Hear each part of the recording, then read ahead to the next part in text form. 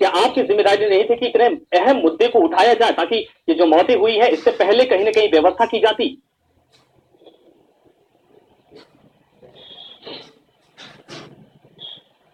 देखिए, कांग्रेस ने हमेशा से ही मुद्दों को उठाने का प्रयास किया और लगातार जो सरकार काम कर रही है, सरकार को सीधे तौर पर आगाह करने की कोशिश की है कि जो आप कर रहे हैं वो इस प्रदेश के लिए ठीक नहीं है। मैं आपको ये जानकारी देना चाहता हूं कि स्वाइन फ्लू इस प्रदेश में नया नहीं है। ये एक बार नहीं आया है कि भारतीय जनता पार्टी की सरकार के समय में स्वाइन फ्लू एकदम से कहीं आ गया हो हवा में। पिछले 4 साल से 5 साल से स्वाइन फ्लू इस प्रदेश में है।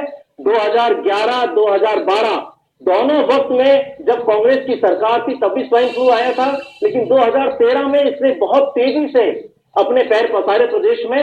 उस वक्त कांग्रेस की सरकार ने जिस मुस्तैदी के साथ मॉनिटरिंग की और घर घर टेमी फ्लू की दवा पहुंचाई, आपको बताना चाहता हूं कि उस वक्त में जो एक कहते लैब टेस्टिंग होती थी, जांच होती थी, वो इस जयपुर शहर में नहीं हुआ करती थी।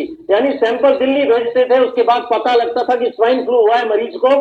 तब उस तत्कालीन सरकार ने, पूर्व मुख्यमंत्री ने अपनी संवेदनशीलता दिखाते हुए जगह जगह पर लैब स्थापित करवाई और 65 वर्ष से अधिक उम्र के, चाहे वो वरिष्ठ नागरिक हो, गर्भवती महिलाएं हो, 5 साल से छोटे बच्चे, तमाम की जांचें मुफ्त कर दी।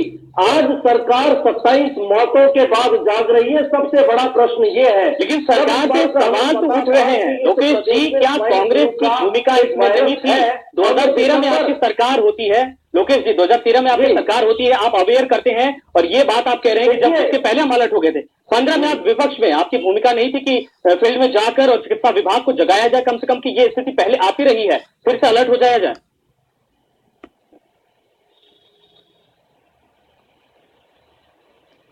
देखिए, कितनी बड़ी अजीब सी बात है कि 27 मौतों के इंतजार के बाद प्रदेश के मुख्यमंत्री और चिकित्सा मंत्री ये कहते हैं कि आज हम रिव्यू कर रहे हैं।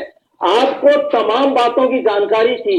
जिस तरीके से समाचार पत्रों का, टीवी चैनलों का उपयोग लिया जाना चाहिए था और इस प्रदेश की जनता को अवेयर किया जाना चाहिए था, उसके अंदर आपने अपनी जो महत्वपूर्ण भूमिका थी वो नहीं निभाई। और आज आप ये कह रहे हैं कि समुचित व्यवस्थाएं हैं, हमारे पास ये सारे संसाधन है। अगर संसाधन है तो आप ये 27 मौतों को रोक सकते थे, लेकिन तब आपने कुछ नहीं किया। दिसंबर और जनवरी का माह इस वायरस के लिए बहुत ही संवेदनशील होता है और इन दोनों महीनों में ये जो वायरस है बड़ी तेजी के साथ फैलता है और इसकी रोकथाम के समुचित उपाय पहले से किए जाने चाहिए थे। यानी प्रिवेंटिव तैयारी की जानी चाहिए थी सरकार के द्वारा।